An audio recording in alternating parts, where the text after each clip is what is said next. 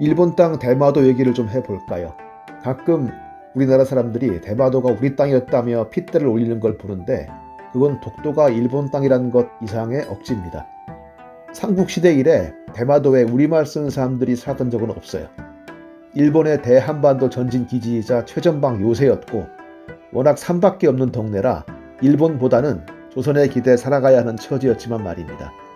14세기 이래 대마도는 소호시 가문의 지배를 받았습니다. 하지만 일본의 막부가 몰락하고 피해본 치현, 즉 전국 각지의 번을 패하고 새로운 지방 행정 제도가 도입되면서 600년을 이어온 소호시의 대마도 지배도 끝났습니다. 그러나 한국과의 질긴 인연은 쉽사리 끝나지 않았고 대한제국 황제의 핏줄 덕혜옹주와 이어집니다. 본토 가문의 양자로 들어갔다가 다시 대마도의 번주가 됐던 소호 다케유키가 덕혜옹주와 결혼한 겁니다.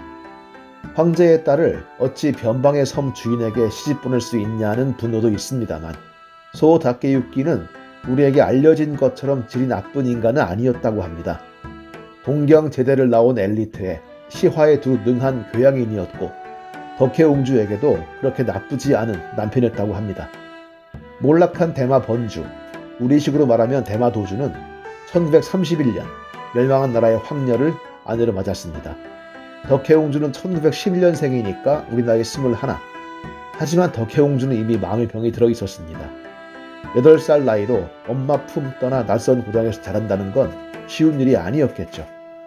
황족으로 대우받기도 했지만 망한 나라 황족이라는 게 거기서 거기죠. 일본 국회의원의 딸이 나 같으면 독립운동을 할 텐데 너는 왜 안 해? 라고 묻기도 했다는데 덕혜라고 해서 그런 괴리감이 없었겠습니까? 독살설이 있던 아버지의 영향인지 항상 보온병을 들고 다니며 물을 마셨다니까 참으로 괴로운 청소년기를 보냈다고 봐야겠죠. 결혼 역시 사랑을 통해서라기보다는 억지로 짝지어진 것이었으니 그리 행복한 출발은 아니었을 겁니다. 소호 다케유키가 덕혜옹주를 구타했다거나 강간하여 딸을 낳았다거나 하는 것은 억측이라고 합니다. 소호 다케유키는 말했듯이 인품이 괜찮은 남자였습니다. 하지만 그들은 결코 행복하지 못했던, 행복할 수 없었던 부부였습니다. 덕혜옹주의 병은 기포만 같고 소호 다케유키가 그녀와의 25년은 내 인생의 공백기라고 표현할 만큼 삭막한 나날이었죠. 소호와 덕혜의 유일한 딸 마사에가 자살을 예고한 유서만 남기고 온데간데 없이 사라져버린 것은 그 절정이었겠죠. 마사에는 어머니와 거의 떨어져 살았습니다. 어머니에게서 배운 조선말을 쓰다가 조센징이라는 말을 들은 뒤에는 어머니를 싫어했다는 소문도 있죠. 하지만 마사에, 그러니까 정혜도 나이가 들고 결혼을 하면서 어머니를 의식하게 됐겠죠. 그 기구한 삶과 가련한 인연, 자신을 사랑하면서도 사랑할 수 없고 자기가 기대고 자기가 기댈 수 없었던 그 어머니 말입니다. 사실 덕혜옹주와 소 마사유키는 한국과 일본의 황족과 귀족이라는 타이틀만 벗기고 보면 우리 주위에서 흔히 볼 수 있는 불행한 가족 중에 하나일 것 같습니다. 서로 사랑하려고 노력하지만 계속 일은 꼬이고 원치 않는 상처를 주고받고 그 상처 속에서 또 다른 고름이 솟는. 전쟁이 끝나고 다케우치는 귀족으로서의 모든 특권을 잃고 경제적으로도 궁지에 몰리면서 아내와의 이혼을 결정하게 됩니다. 다케유키는 재혼하여 새 살림을 꾸렸지만 덕혜는 정신병원에 들어가게 되고 이후 1962년 50년 만에 귀국해서 여생을 보내죠. 그런데 이 과정에서도 기이한 인연이 자리 잡고 있습니다. 영친왕 등 황족을 있는 대로 일본으로 끌고 가는 것을 봤던 고종 황제는 덕혜옹주를 서둘러 약혼시켰는데 일본은 그 약혼을 깨버리고 덕혜를 일본으로 끌고 갔습니다.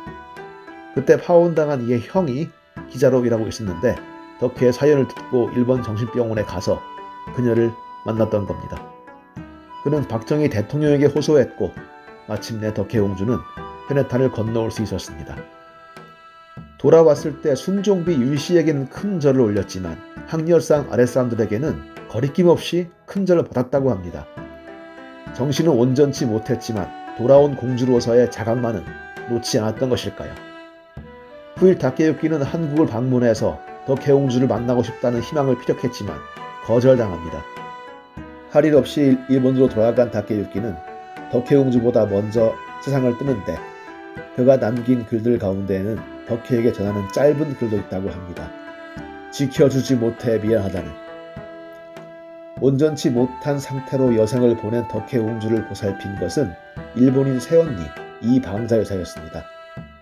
그녀는 병석에 누운 덕혜의 귀에 대고 이렇게 호소했다고 합니다. 빨리 깨어나세요. 이대로는 너무나도 일생이 슬퍼요. 참 슬픈 인생이었습니다. 덕혜옹주는 이런 낙서를 남겼습니다. 나는 낙선제에서 오래오래 살고 싶어요. 전하, 비전하가 보고 싶어요. 대한민국, 우리나라. 대한민국, 우리나라라는 대목에서 왠지 가슴이 더워집니다. 1989년 4월 21일 대한제국 마지막 공주 덕혜옹주가 서글픈 인생을 마쳤습니다.